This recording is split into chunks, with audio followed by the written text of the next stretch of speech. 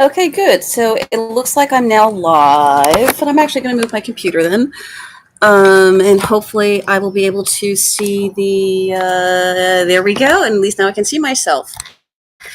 So let's move this around a little bit. So what I'm doing today is the live stream for the I'm a Creator community, in particular around some Twitter some tips for doing Twitter. And let me try to move this around a little bit. And there we go. I am going to just go ahead and tweet this out at this. Don't you love this? I'm moving back and forth between the two, but yes. There we go. Twitter tactics. Live now. Live now.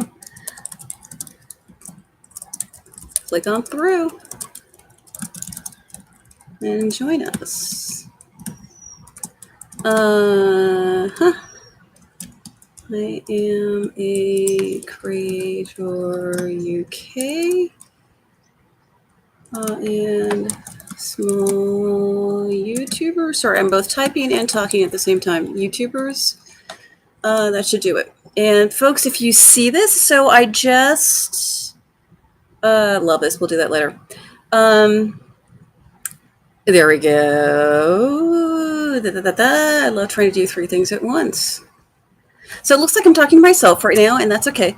So because other people will come here later, since I did go ahead and schedule this and promise it to people, I want to make sure to deliver on it. So let me just kind of move this around a little bit here. I might have to move that back later. I'm using, yes, the TV table here in the living room for the computer so that you can sort of see me and talk to me at the same time. So Twitter, I got a bunch of questions from folks from the I'm a Creator community about using Twitter and, different reasons for using Twitter.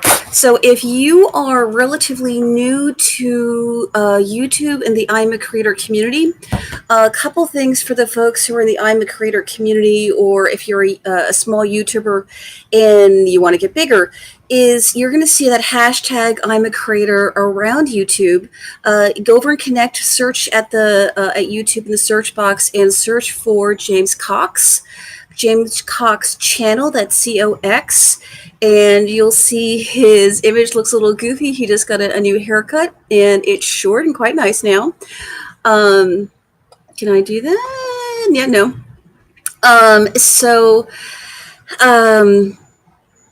He is the one who really instigated this grassroots movement within within YouTube, around all the folks who are getting demonetized and everything. And what you're going to see is sort of because of that, the demonetization is there are a number of people, and I've seen videos. This is I was kind of searching on stuff, stumbled across other people's videos, and they had a ton of views, and I won't name names. But they were suggesting, sub for subs. And if you use that kind of lingo with people and post that and behave like that, and really all you do is say, hey, let's do sub for sub. I just subscribed at your channel. Please come over and sub at mine.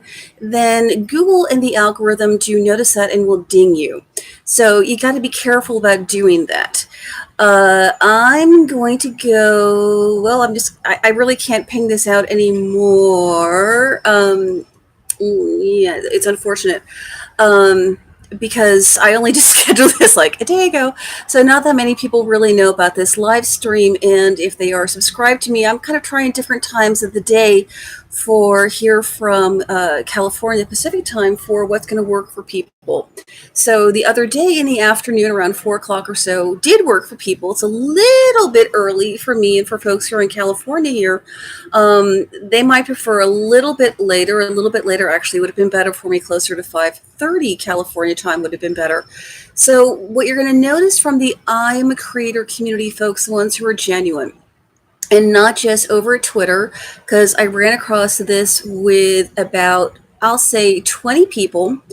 2 or 3, this was not the case. In fact, one of them was Insta Replay, and I will try to actually what I would really love to do is kind of do like a little collab here on the live stream about Twitter in a couple of days after she and I have had a chance to talk about things, and where I can kind of look at her profile and give what I'd like to do in the future is do some different case studies over at Twitter and between Twitter and YouTube for your different markets. Who are your people? Who are the people who you are hoping to find? And not just a lot of very sweet strangers who are watching, but who are really maybe not your target demographic. Ideally, for me, I'm looking to engage the relationship-minded singles. In general, I'm kind of saying that my micro niche are men and women, all different races, pretty much in their 40s and really kind of like early 50s or so 50s. But my thing is that they're relationship minded. I've had people comment, men and women, about the pickup artists and a number of other people who are out there and sharing to YouTube and other places. I actually have one guy, he sent me a text and he's like, this group over here, a lot of them are saying women want to be the ones to chase. They are more attracted to a man if they chase him. Well, psychologically, yes, that can be the case because there's this arousal factor, and there's this whole study of social psychology around that feeling. It's a little bit of a feeling of anxiety, and it was an interesting study done. I think it was out of Arkansas State a number of years back, where women met men where they were on this footbridge, and the weather was a little stormy. So they actually were more attracted to the men who they met along this footbridge because they got a little aroused. And its arousal is not necessarily sexual arousal. It's that emotional, psychological arousal where you're a little, just a little agitated, where they're just a little afraid because of the weather. So they attached that to the guys who they met on that footbridge and then thought, wow, I'm attracted to him. So it's just going to give you a brief and initial advantage for attraction. But it's, and certainly, and it's one of the things I try to say, and certainly it's all over my YouTube stuff and certainly all over my website, aprilbraswell.com, that I'm working and looking to engage folks who are relationship minded. And I've had folks where they were the not quite prime time ready. They knew they wanted a relationship, and maybe, it was typically the guys who were in their 30s where they were like, I want one. I'm not quite ready to get married, but that's definitely what I'm aiming for. Difference between working with me versus following all the guys, typically, and some of the women who are, unfortunately quite vulgar in some of their content about, just trying for a quick hookup, just, something for tonight and something brief, as opposed to, and they're really poisoning the water for folks who want relationships. So kind of segueing back to I'm a creator community is just like that. Surprise. Guess why my comments are so nice and so engaging is I've been blogging for years. And I'm interested in building those relationships online. I always sort of joke about it, either romantically or professionally. So here at YouTube, I'm using some of those same skills around within the I Am a Creator community. What people ask is that you give a full watch to the video. Now, I understand with all the gamers, they typically have things up there that are like an hour and a half long. And if they're in the community and they didn't have the good sense to post at least a few videos that were closer to maybe 5, 8, or even 10 minutes, that, we're going to give up around 5 to 10 minutes or so, and probably we're not going to watch the whole thing. But in general, people are aiming to give a full view, to subscribe, and to give them a thumbs up, to ring the bell and all that, but they don't use those spammy words. When they do press the red button, and that's the phrase, press the red button, and to ring the bell. And I think you can actually still use the phrase things like, I'm your like 13, I'm your like 58. I do that. It's actually one of my pet peeves, and I put that in there as a little hashtag, pet peeves, around this whole idea that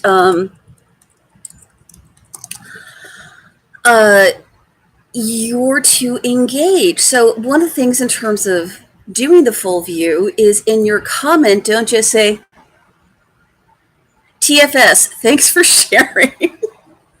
Or it's the worst. There's one very sweet lady who that's all she says to me, and she's very well meaning, and I'm just like, God bless, thanks so much for coming by. And I'm just, it's like you just get out there and just keep doing the behavior modeling of doing real comments. And I've had people from other channels, because they're not in the I'm a Creator community, but I did start using the hashtag and dropping the hashtag into my comments at their channel, and they said that they're like, wow, essentially your comments at our channel, we notice they really stick out.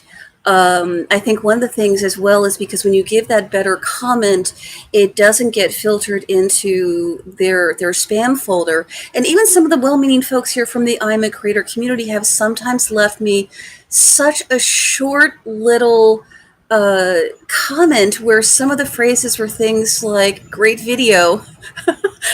And essentially, if all you're saying is great video, and like three, it's sweet because you'll get folks, I'll say often from the millennials, where they're kind of using 3 or 4 emojis in the place of using actual words.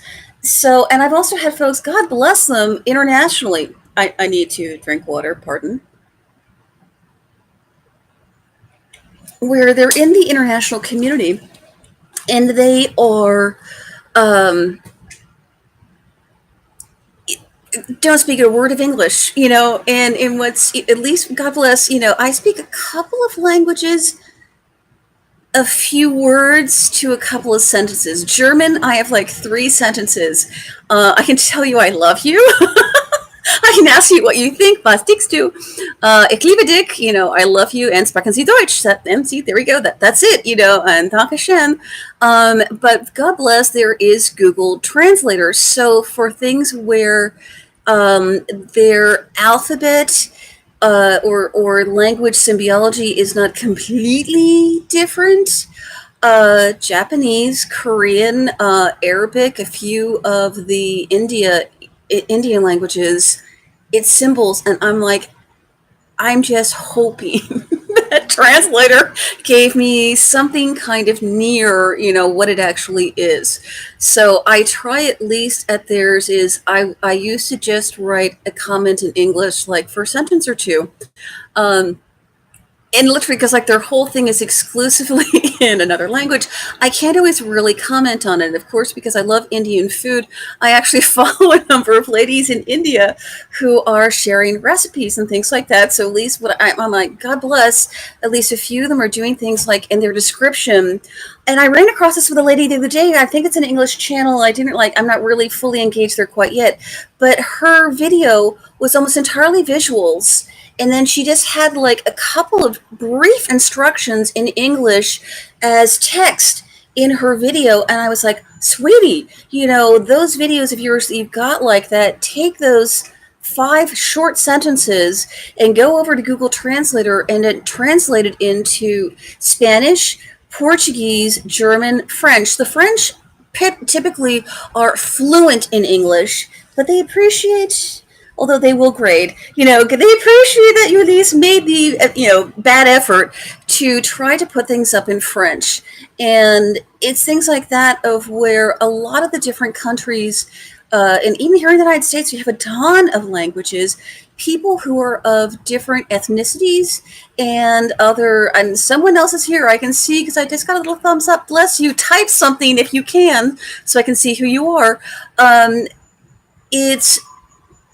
We're trying to engage across the languages, and visuals can help us do that. Now, most of my videos are not going to be visually easily translatable to another language, but I'm going to try over the next, few months to create just more sort of iStock image videos where I just have maybe a little bit of text, and then I can take that text, translate it into a couple of other languages. Spanish, because I do both speak. Estudiaba español por 4 años, muchos años pasado.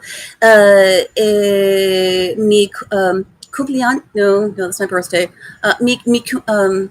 Kunada. Oh God, I can't even remember. Kunida, my sister-in-law is Latina. Cuñada, I think that's the word. So I try to periodically in the description put in at least, I've started to do this with a couple of my shorter videos. You're going to see, I'm only just starting, but I'm trying to go in there and at least in the description put in a little bit of a translation into Spanish, or at least a couple of other languages. I've had dear people from Brazil do not speak a word of Portuguese. And let me tell you, Spanish to Portuguese, same thing with Italian, it sounds a little similar, entirely different. I've heard folks who speak Spanish and they're like, they spoke Portuguese or vice versa, where they're like, he's like, I speak Portuguese when I speak English and I don't speak Spanish, and the translation was wretched. So for Twitter, a couple of things you want to do when you're setting up your profile. When you're brand new at Twitter, let me say you've got fewer than 100 tweets and a fewer of 100 engaged people. I always have a handful of people over at Twitter because I have a fairly decent reputation. I'm sort of signed for it, that I follow back a fairly high percentage, not 100% anymore. In fact, probably never at 100%. But one thing I won't do is I will not follow back someone at Twitter who doesn't have, you have got to put in a photograph of yourself, something that actually shows you. Try not just to use an iStock photo, because I've seen some folks over at YouTube where that is their avatar, and I'm like, you've got to find something you can put there to show that it's you at Twitter, in order to get people to engage with you, to follow back. And what you're going to have to do when you're new at Twitter is post about probably really 50 to 100. To try to get your family members to try to get a few friends to follow you, to engage with you, to just start having a presence there. Now, I've seen some folks here from the I'm a Creator community who have slightly more established Twitter accounts. And I could not find him. One, I couldn't find his Twitter handle at his YouTube thing, and maybe it's there and I just didn't see it, so I'm not going to pick on you terribly. But Paul from Secondhand Productions. So I knew him from Secondhand Productions. So I searched on Secondhand Productions over at Twitter and couldn't find him. I was able to find him in another way, and all that, and God bless him. He, I think I posted a comment. He followed, he reached out to me and he's like, hi, I'm here. So I followed him back and we were engaging. When you post at Twitter, new or a little bit established, at least at YouTube, is do use the hashtag I'm a Creator. Just know that over at Twitter, quite often people who engage with that are not necessarily part of the I'm a Creator community here at YouTube, and they don't know the guidelines, which is one, it's paid forward, which is not paid forward forever. It's not a codependent thing, because I'm in dating. I'm like, it's not codependent. You're not supposed to just, toss, your pearls in front of people forever and ever and ever and never expect engagement back. I do expect engagement back at some point, something, at least a reply to my comment. Hey, come over, even if you don't subscribe at my channel, engage at my channel. You've got to find something. I've got some short videos. I got things about breaking the ice with strangers. Everyone needs to practice that, with just about any kind of business that they're in. You can comment to that and you can give it a thumbs up. You can comment. So it is engage with them, watch their videos. In your comment, as much as you can, demonstrate that indeed you watched the video. So for my folks where I'm dealing with them across the language barriers, I will sometimes read from other people's comments and borrow some phrase in their language. And bless their hearts, they know I'm trying. They know I'm trying to reach across the divide of the languages and the cultures. And they'll very kindly, very gently kind of correct me and say oh, this is what it's called. I'm like, thank you so much. And they can see, we're trying. Most of the cases, I'm getting folks who are engaging in English. You want to write a comment that is at least a sentence or so. Do not just say, great video. For goodness sake, almost every single one of my videos is something about dating advice for singles. If you are married, the ladies, we all have single friends we would like to fix up, whether they're men or they're women. Say something about like, oh yeah, my friends could really use this help. Or wow, guys are like, oh man, I could have used this when I was single. It would have really helped. Something like that. Or, I have some of the married folks, they almost like sidle up to me later. They're like, yes, it would have been so nice if more of the men I had dated when I was single knew about this. Or the guys are there like, oh, would you please, please, please tell the women to act like ladies? And I'm working on it, guys. Really, I am. It's one of the number one complaints that I hear about in the online dating world are the number of women. It's bad because I'm in Southern California. You will get guys where they're doing bare-chested photos too, and they're thinking, my life is on the beach, so of course, I'm going to include photos about that here at my dating profile, but you shouldn't. No one should be bare-chested. Obviously, the women should not be bare-chested. But ladies, don't even wear a bathing suit. If you're a surfer, I know you're wearing a wetsuit. Post photos like that if you're trying to show something of, the beach stuff. I've got this in forthcoming videos. I literally have like 15 hours of content that I'm trying to get through and snippet it out into tidbits and morsels that I can share with people without actually putting up the full seminars that people pay, 100+ bucks, to get to attend. So that wouldn't be fair to the folks who came to do that to them. So back to Twitter.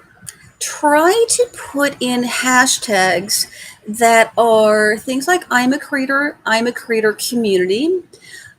Use the ampersand, use my ampersand, which is my name, April Braswell. Follow me, engage with me a bit, which means do at replies at me. And I don't notice them every single day. I don't, and even if I notice, people liking or doing replies at me, I just don't have the time to do full engagement there every single day. But I do try to engage back with you, typically within a week or two or something like that. And you have to be forbearing that way because I've got like 14,000, people to be engaging with, versus, you who maybe only have, 5 to 500 or, a few thousand, bless you. It's different. Do start to go into whatever your topic is. So I don't quite fully have it on Insta Replay for what her stuff is, but it's stuff to do with like unboxing and toys and stuff. So you're going to search on whatever your topic is, search on gamers, search on games, and find the hashtags, but try to find the hashtags where they have maybe a few hundred to a few thousand folks who are using it. Because of the dating stuff, I do watch, I just recorded and I catch up ages later, the 90-day fiance stuff. I'm not necessarily going to do a hashtag on that over on Twitter because it's just going to get lost in the avalanche of like 90,000 other tweets about that. But I might do something which is kind of top of mind that way with singles and even some married folks who watch it and like describe it as like TV heroin, how much they love to watch it. I might engage with that. I think I did mention that it was actually a reference in one of my dating things. I might actually do a couple of videos where I have that in the title. That's different. But aim for things like today's Monday. So hashtag, Motivation Monday. And Tuesday, Motivation Tuesday. You can do those kind of things. You want to start building up your tweet stream. And I know folks, and I know James mentioned this over at in one of his live streams. I think it was Saturday. I'm trying to be on them. I'm trying to be on them multiple days. It was like Sunday. I was so busy with my own stuff that I missed. He had like 2 different live streams, and I was just not getting the notifications because I was in my video manager. So it's like I'm not getting those notifications the same way. I was actually working on, my own content and building stuff out. And yes, we do need to do that too. I'm trying to give him a lot of support because he's just so wonderful. And let me just boost him again. He is James Cox. Look for him with the James Cox channel in the YouTube search. And he is phenomenally supportive. He's probably not going to follow you back at YouTube, but you want to know when his live streams are because the community in that the chat thing there will engage with you. Protocol is that you don't just go in and say, hey, I want subs. It's you need to go in and start yourself connecting to other people, following them, and engaging with them at YouTube and commenting on their videos and say, hi, I'm new, I'm in the I'm a Creator community, I'm trying to help out here. And just know that people, same thing both at Twitter, YouTube, until you have around 100 subscribers, people are not necessarily going to subscribe back. They might view your video in full, give you some thumbs up, give you some engagement at your channel, and you want that. You want people giving you genuine comments, and just kind of know that, it's going to take a little time to build things up organically. At Twitter, do keep tweeting. Try to get in quality tweets. Try to build it up to like 50 to 100 plus tweets. James was recommending, and I don't do this anymore, that in your early days on YouTube, early stuff with Twitter, to allow that interface that says, I added a video to a playlist to pop on to display in your tweet stream. That's your list of tweets within your profile, and that's fine to do early on, but I've been there for years and I've been on YouTube for years, and I do not want to share every single thing that I do to everyone out there, because people who are essentially kind of my competition, but we'll do JVs together because we recognize that we are not identical to each other. I don't need them knowing absolutely everything that I do and putting it out there. They need to come over and kind of dig through my profile and dig through my stuff, and engage with it in order to know what I'm doing, and as opposed to my giving them, hi, here's my cheat sheet of what I'm doing. Wouldn't you like to go do the same thing? Same thing. It's like, because there are people and videos that I watch and I add into playlists that I, things that they're always suggesting over there that I do not have the time to watch right now.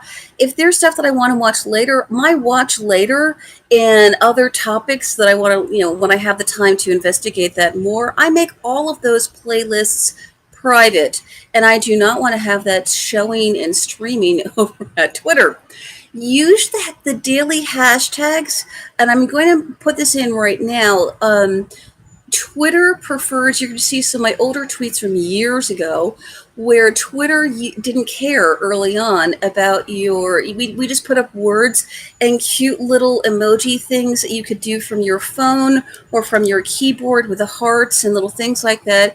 And it was so funny because I would like copy and paste that from some people, and some people got upset that I copied and pasted their use of stars, in my tweets. And I was like, it's not copyrighted, It's not copyrighted, Obviously, if I'm doing that, I just admired what you were doing. It's not identical to you. We're doing different topics.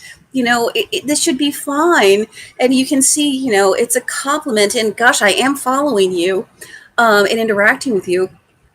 It used to be in the early days with Twitter that people really engaged, and it was like an online cocktail party. It's a lot harder now that the celebrities are all out there and people have, 50,000 followers, 1 million followers, and all of that. You are going to see less engagement. So you want to model that to others, and at least where people that engage with them. And you want to do at replies, you want to go in and like their stuff, you want to go in and retweet it. So if you have, say, a handful of buddies at YouTube like my stuff, bless you, go in and don't just like barf like 10 videos in a row, like all in 10 minutes, but retweet some of your friends, some of the people you would like to engage with.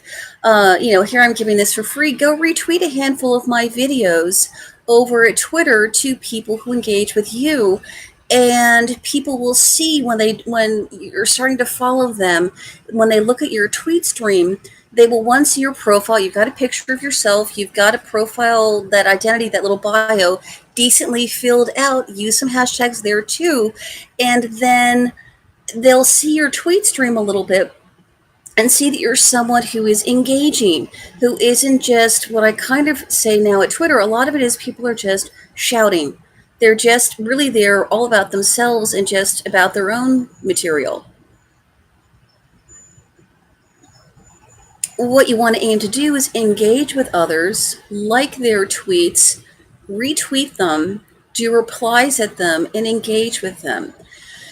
Pick something like maybe 25 people to do that with, maybe even before you follow them, because you need to have your own stuff filled out a bit first. Twitter so wants you to start following a ton of other people, but maybe just follow like 5 close friends, 5 relatives to begin with while you're building out your Twitter profile.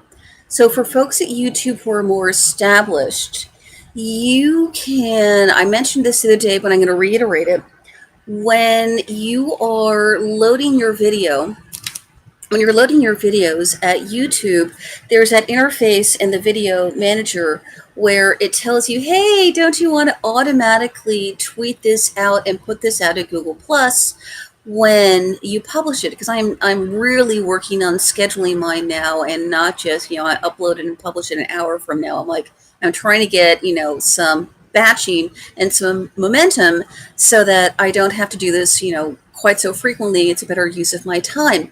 You can do that with Google. Definitely do that with Google Plus and load in some hashtags that are relevant for your topic, your community, but don't use the automatic thing from Twitter, because it automatically adds the ampersand and this whole, it truncates your title, and it adds this whole thing of via at YouTube, which took up like 10 plus characters wasted in your tweet, giving love to them as opposed to love to you. So I don't use that. I sort of copy and paste that stuff and open up my own Twitter interface later during the daytime when it's an hour when I know that people who are part of my target ideal prospect area are actually going to be there. And that's when I tweet it out. And my fiance, he's more in the theater, the theater arts world, both in movies as well as live theater and some of the music scene. He makes a point of retweeting himself, because this whole thing at Twitter is unlike over at Facebook, where you have your timeline and it's kind of static. Yes, there's that whole thing of if people are only going to their front page of Facebook and not actually over to your profile, it's going to disappear over time. But it's a little more static than over at Twitter, where you're like, you need to retweet some of your stuff about your videos. Just because you tweeted it once today, you might need to retweet it again. Don't do it every hour. 4 hours from now, 6 hours from now, a handful of times over the course of the day, so that once you've got followers, that whenever they actually come over to Twitter, they might see it in their tweet stream, versus you posted it 10 hours ago and God bless, but they ain't seeing it because it's not current. You want things to be relatively current. I'm closing in on 50 videos. I've had stuff up there for years that had amazing watches, but this is all before people where we cared about having subscribers. Like, who cared? So now I care, and I'm trying to get videos up more consistently. The more that you can do that, obviously, the better for engagement. And you want to weave the two together. I do both of them. I definitely want people coming from Twitter over to YouTube, but in my analytics, I'm actually not seeing a lot of that happening. That's okay, at least right now. What matters is within Twitter, in terms of your influence, is Twitter cared that I was posting stuff that have visuals. I was trying to say this earlier. You want that if you're going to even post text, not your video, don't add a visual. It already is the visual. But if you're just going to post some text about maybe an article or a thought or something like that for something with your industry, with Insta Replay and her toys, if there is some manufacturer who she particularly wants to comment about, or oh, there's this new toy coming out, or it's the new season for this new series of toys or something like that, she's going to want to obviously eventually do some videos around that, but she might want to kind of get eyeballs, ready for this and primed for this over at Twitter by doing some tweets. But she's going to include some photos, but they might be snaps from some of her videos, or a quick photo of her with that kind of toy at a store, or a sign about the forthcoming toys, something like that from her smartphone, and then put that up at Twitter directly. Now, I am not an Instagram maven. You definitely want to connect with other people for that. I'm actually going to try to get some other people to come over, and bless us, we have a few more likes. If people are here, oh, my computer is doing something funky. That probably means I need to replug it in. So my screen just went black, but I think I'm still here. We are too funny. That should help. Just give me a second here.